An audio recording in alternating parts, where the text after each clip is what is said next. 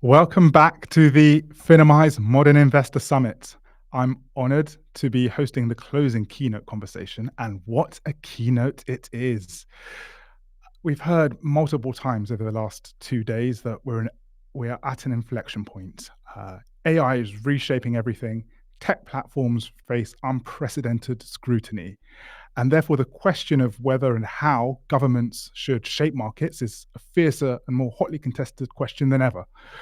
Now, Chris Hughes has a unique perspective on this. He helped build Meta back when it was still Facebook, from a dorm room project into the global platform we all know today.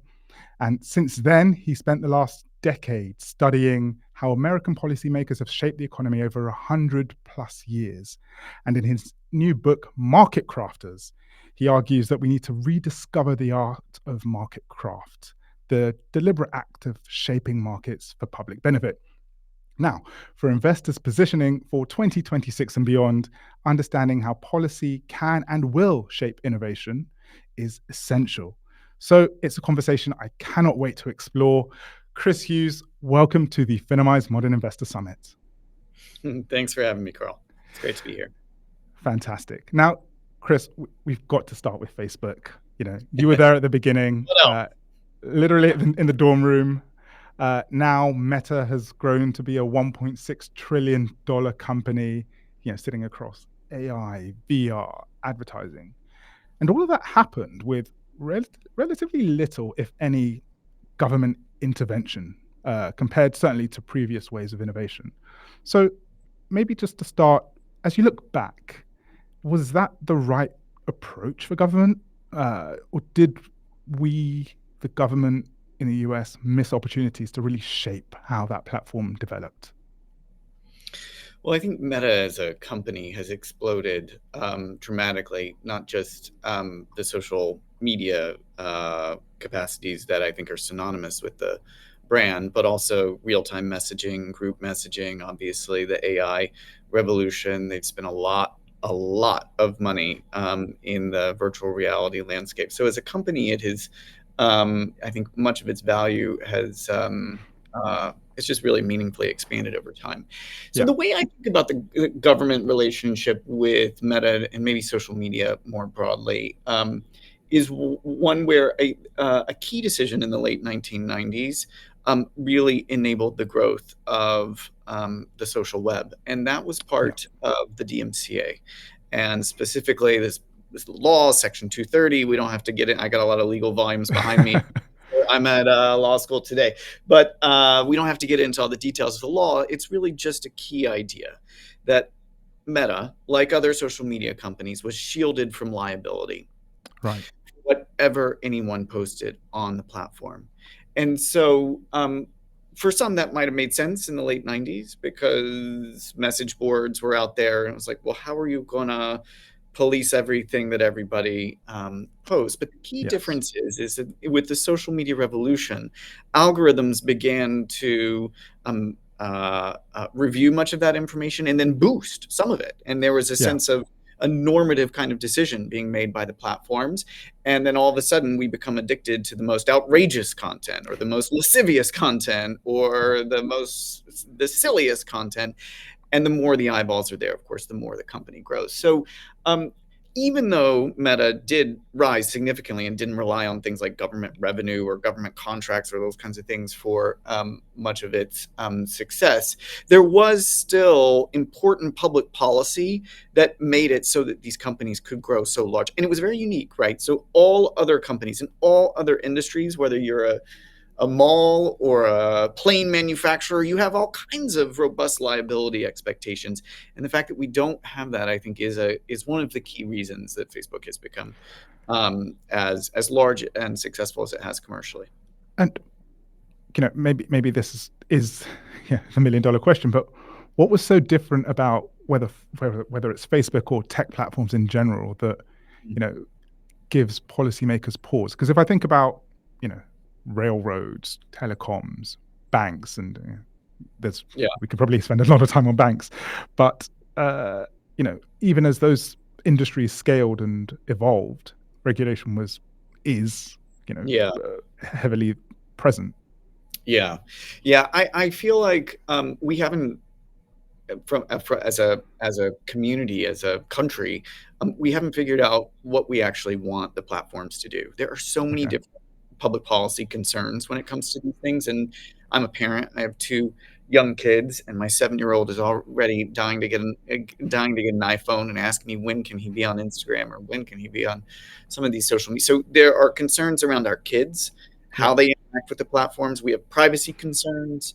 We have misinformation concerns in the political space. How do you even know what's true or not true? We have antitrust and corporate. There Yeah. are so many different concerns here that I think what's happened is policymakers have gotten swamped by them. They've become overwhelmed by them, and none Yeah. of them has had really meaningful work happen, except for antitrust. Maybe we'll talk a little bit more about that, but I think that one is unique because there were already rules on the books for that sort of prevented the abuse of concentrated power, and several, Google's been declared a monopolist twice, and there was a suit against Meta. There was a suit.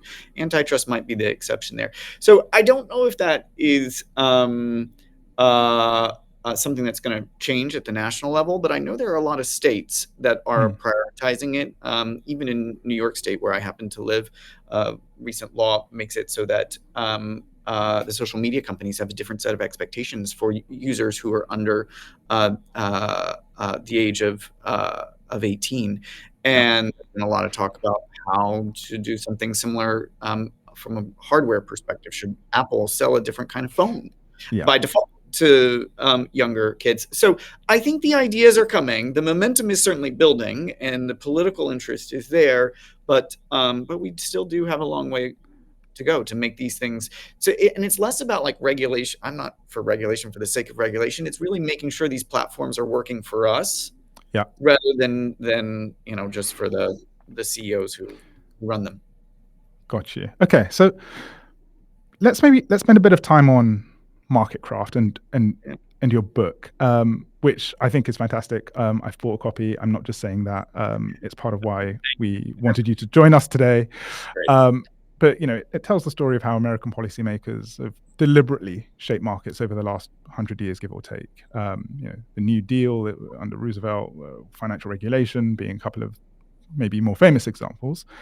But for investors watching right now, their starting point is probably something like free markets work best, markets are by and large efficient.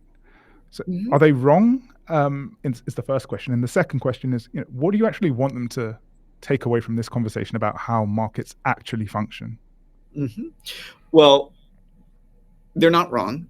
Markets do work very well much of the time. I mean, I think Mm. it's clear that over the course of human civilization, no system has pushed humanity forward with health outcomes, with uh, convenience, with all of the kinds of richness that we have today than market-based systems. Now, some people will say it's capitalism versus socialism. Of course, there are many varieties of capitalism, Yeah. and there are many different ways to shape markets. And so Yeah. if there's one idea that this book, I hope, lands, it's that markets, particularly in the United States, are very rarely free, Right. unregulated, self-regulating. When you actually open up the history books, what you see is something more akin to a dance, where you have private investors who are seeking out profits, making all kinds of bets, and then you have government saying, yeah, we want pharmaceutical drugs to be abundant, but we want to make sure that they're safe. Yeah. Or we definitely want steel tubes to fly through the air so we can go from LA to New York or to in a course of a few hours. But we need to make sure that those markets are also safe and competitive. So you can go to pharmaceuticals, aerospace, energy, Mm. healthcare, banking and finance, which we've already touched on. We can go through, once you start listing out the industries in the American economy, you get well above half that have a deep relationship with government, where Yeah. government is often trying to craft and harness them for the public good. Now, that isn't good in and of itself, right? Yes. So it's not that I mean, government regulation, it can be good, it can be bad. It's like taxes can be good, they can be bad. We can go Yeah. through. It actually really depends on how you're doing it, on how you're doing the market craft. So the book is looking at history not for the sake of navel gazing to look at it, but to Mm. actually understand when we have crafted markets successfully. In other words, so that investors have been able to benefit uh, uh, from their willingness to take a bet, and people have been able to enjoy the fruits of that innovation. What have been those ingredients? And then when we Okay. failed, why did things go wrong? Which a lot of the time is, even more instructive than the moments when it's been successful. Absolutely. Okay, that's a very good explanation. And I guess why this matters for investors is, policy shapes earnings, shapes valuations, and maybe policy shapes valuations more than it shapes earnings at times. If if we rediscover market crafts, so to speak, just on the surface of it, are there sectors, are there companies that could be overvalued, undervalued? I guess because investors are assuming the status quo continues, and maybe tech's the obvious example where market craft has maybe been lacking versus other industries. Is that it's probably not neutral. Otherwise, we'd be having a very different conversation. So, on balance, I guess what do you see that being? Is it a net positive over time, or is it a net negative? Well, I think it's fascinating to watch on tech in particular and what market craft is happening right now. Let's take AI, since it's Yeah. obviously very relevant in the world and to investors. And we have seen an explosion of interest, of investment capital over the past several years. And there have been multiple moments where government, both under the Biden administration and under the Trump administration, Republicans and Democrats are saying, what do we want to actually do here? Yeah. Is this something that we want to support? Is this something that we want to regulate? Where is it going to head? And for the moment, I think we have a kind of fragile consensus that there is enough private investment flowing to this sector that we don't need additional public money to come Yeah. in. Although, there is some on the chips front for national security reasons. Maybe we can talk a little bit about that. But we're not seeing an industrial policy for AI right now. Yeah. I don't think legislators want that. I don't think for now, at least, the private sector wants that. Secondly, when it comes to regulation, we're leaning very heavily on sort of the traditional tort law, the liability law, which is actually the inverse of what I was talking about with Section 230 in social media. In other words, Mhm. if ChatGPT or one of the AI models today um, were to help you do something very illegal, Yeah. they'd likely be held liable for it, because it's Okay. original content that the companies themselves are producing. So we're relying on that in a way so that we don't need some kind of omnibus regulatory bill to handle some of the most egregious problems. And Yeah. then there's a set of conversations around privacy and, facial recognition and what some call surveillance capitalism, how AI is being used to manage workers in particular. And that's a little bit more of a robust conversation. But the Mm. upshot of what I'm trying to say is, I think for the moment, we've decided that we don't want to craft this market, Yeah. that we think that it is headed in a direction that is experimental, interesting, promising, but that the state doesn't need to necessarily point it in a particular uh, direction. And from where I sit, I think that may be the right conclusion to draw. The one last thing that I'll say on this, for the moment at least, is we do see early signs, however, of private sector entities seeking what we might call a government guarantee. Right. So, if banks, if big structural banks go belly up There, obviously, in the great financial crisis, there was a sense that we needed to respond to save them, to bail them out. Yep. Later, Dodd-Frank, and there's a whole legal structure now to provide support to them. There's a sense that if it's big and systemically important, it can't just go up in smoke. Yep. And you see the AI companies, particularly OpenAI, flirting with the same idea.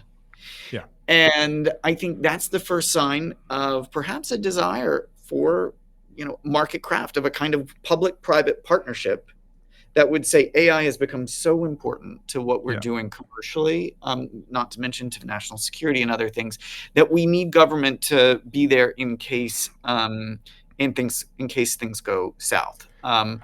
I don't know if that'll happen, but it's something I think we should all be monitoring closely. Okay. So yeah, I'm following your thinking, and I guess the natural medium term conclusion, if I take that path, is that AI almost gives big tech, air quotes, a bit of a stay of execution. Maybe I'm overstating it, as far as regulatory backlash or momentum, right? And what I mean by that is, we talked about antitrust a little bit, AI safety bills, content moderation laws, data privacy, Yeah. the recurring conversation around breaking up the big tech companies.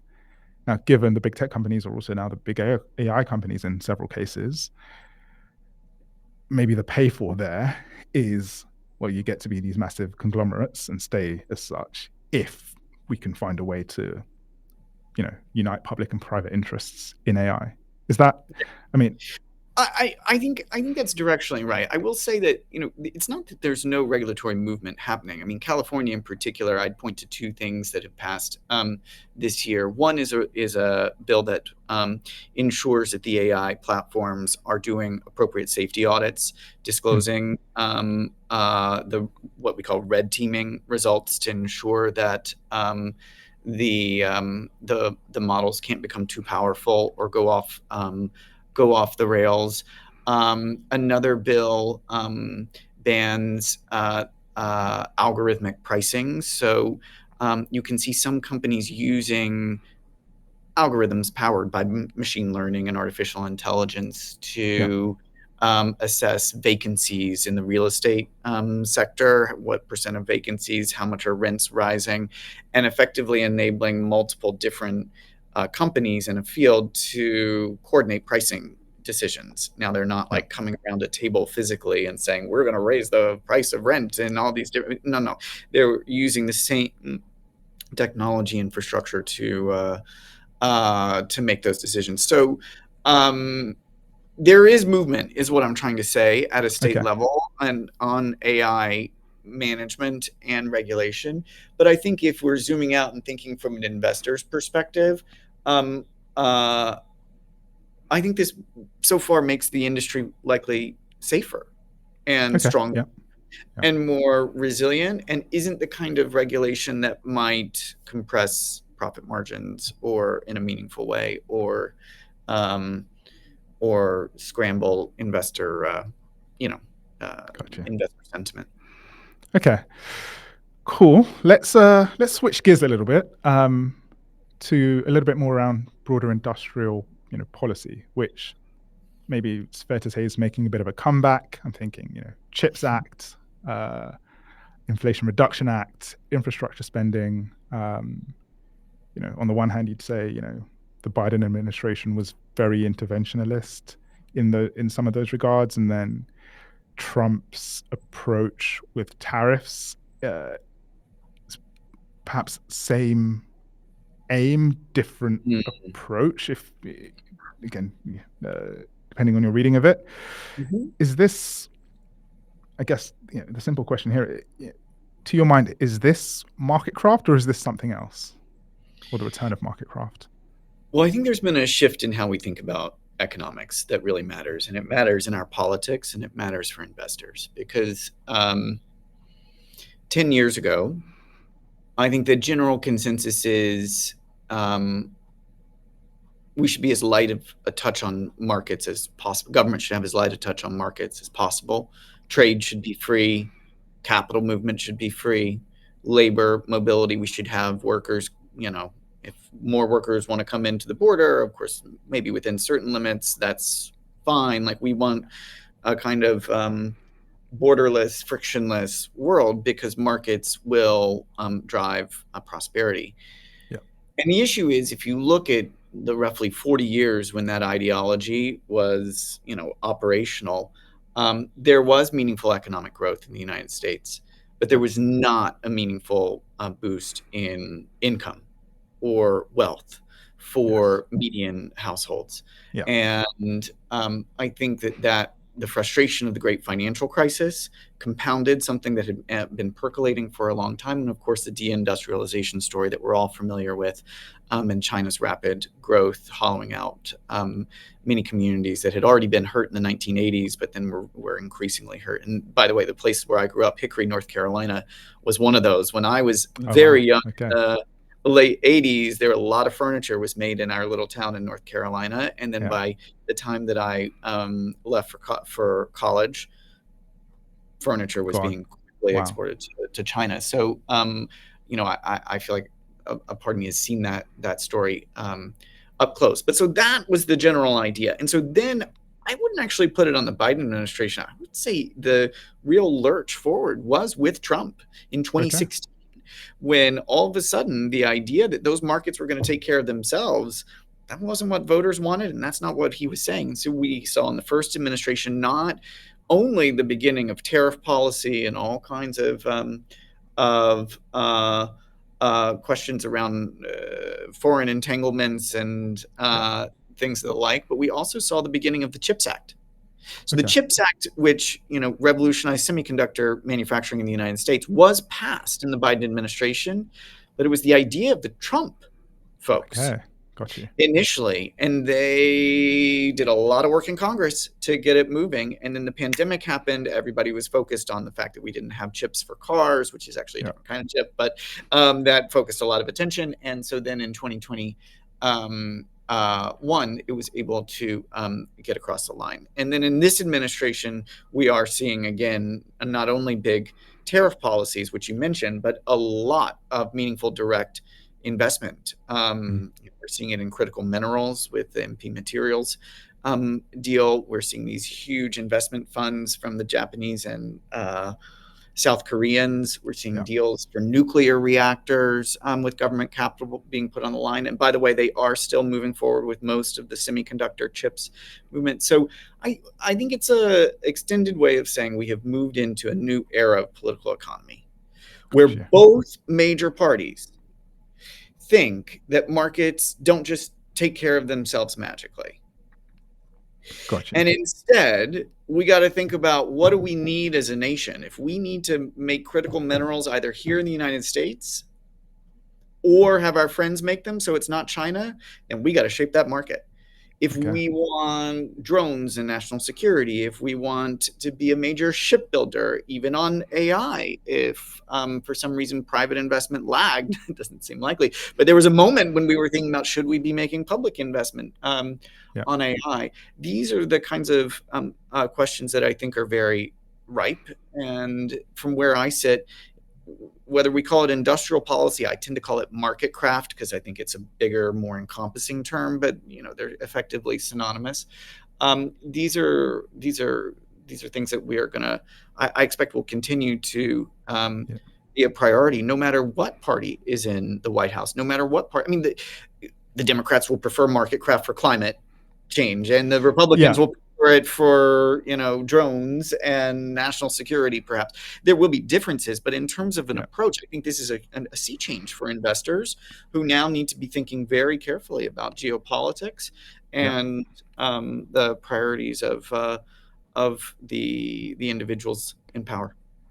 So for me, there's an obvious follow-up here, and especially in the context of trade tariffs and so on, which is China, right? And if I think about China and its, first its shift to industrialization, and then from industrialization to consumer-driven growth, along with its, the state-backed investments in real estate, AI, you name it, as well as, if I go back maybe 4 or 5 years, 3-4 years, who knows?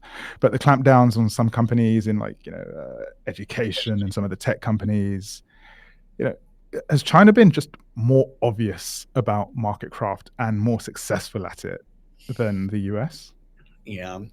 So I call what the Chinese have state capitalism, Okay. which to me is uh, uh, so far over on the spectrum that it is marketcraft doesn't really do it justice. So in the book, I talk about what marketcraft means, and it means when you have a private market that is, you can take healthcare, for instance, an example of Mm. a market that we don't craft very well, but we do have a market for health insurance, we do have a market for hospitals and for pharmaceuticals, and then we try to nudge it in a particular direction because we want it to be cheaper. We want to have rural hospitals and ones in cities. We're trying to harness the market forces for a public interest. In China, they just own the hospital, or Yeah. with banking, they just own the banks. I mean, there's Yeah. effectively state managed banks. It's not like a private public partnership. Of course, there are many private companies that, but when they grow too powerful and go too far to test the limits of the state pulls them in, as Yeah. you discussed. So I don't see a lot that's enviable in the China. I mean, they have seen very meaningful growth, which I think is unsurprising for a whole host of reasons, demographic amongst others. But I think in terms of an economic system, I would take ours any day of the week because it is uniquely able to create enough space for investors and for innovators to push boundaries and to build valuable companies. But we also say we want those companies.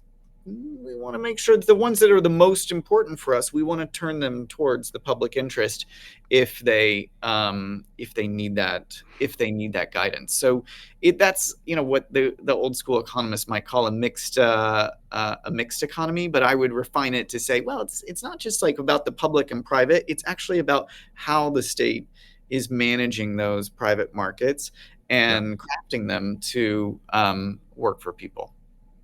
Okay. I think that's a fair perspective. Appreciate you sharing. We're coming up on time, so I want to maybe squeeze in one or two more. So it's December 2025. 2026 is around the corner. If you were going to give a piece of advice to investors about how to think about the intersection of policy and markets, and maybe just worth saying, if I rewind 3 years, geopolitics was a footnote in a lot of investors' handbook, and now it is front and center. But in that intersection of policy and markets, whether it's AI regulation that we've touched on, industrial policy, something else, what would that be? How do I start to think a bit more like you? I would watch closely the relationship between the executive and what we call the administrative state, all of the parts of government who touch industry very closely. So, as I imagine some of the folks may know, there are a set of landmark Supreme Court cases, one of which is related to the Federal Reserve with Lisa Cook, another is related to the Federal Trade Commission with Rebecca Slaughter, which will test the idea of whether or not Congress can insulate any agency of the federal government from the executive removing the person who leads it. And of course, for well over 100 years, we've had a precedent that has said that, we want the agencies to be accountable. The president should get to appoint somebody to run it, certainly at the Fed or at the FTC, but he shouldn't have the power to just fire anybody outright at any time. It has to be for cause. And I think what the Supreme Court decides on this will really matter. It's not only for the country, for democracy, and for how we want to design it, but also for investors, because it means that it'll be much more difficult to predict The future path of regulation will be it'll be much more short-term oriented, and how will the next election go will be a much more important predictor on market outcomes, which is not something that I think is a particularly good idea. And of course, on monetary policy, I think a lot of my own work is on the history of the central bank and how it operates, why it's been largely successful, when it has failed, why it has failed. And I think that if the Supreme Court goes a certain way, then we could see the politicization of the central bank, which has huge implications on price stability, and whether or not we can expect to have sort of consistent, roughly 2% inflation over the long term, as we have enjoyed, with the exception of this last period for the past 40 plus years. So I think I would be watching those cases very closely if I were you. Brilliant. That is a fantastic note to end on. Just to say, over the last 2 days, we've covered topics ranging from what you might call traditional finance through to crypto, and the risk around the central bank and the dollar going into next year, and watching the potential implications and fallouts from Supreme Court rulings and so on has very neatly tied a bow around all of that, Chris. So yeah, well, just to say, first of all, thank you very much for sharing your insights. Really enjoyed your book, and thank you for joining us here on the Modern Investor Summit. Yeah, thank you, Carl, for having me. Nice to see you. Thank you. And thank everyone for watching, listening over the last 2 days. We've had some fantastic speakers. If you've missed anything, we'll upload the sections of the sessions to YouTube. And we look forward to seeing those of you joining us for the in-person exclusive summit in London this evening. We will see you later, and everyone else, we'll see you soon. Stay classy.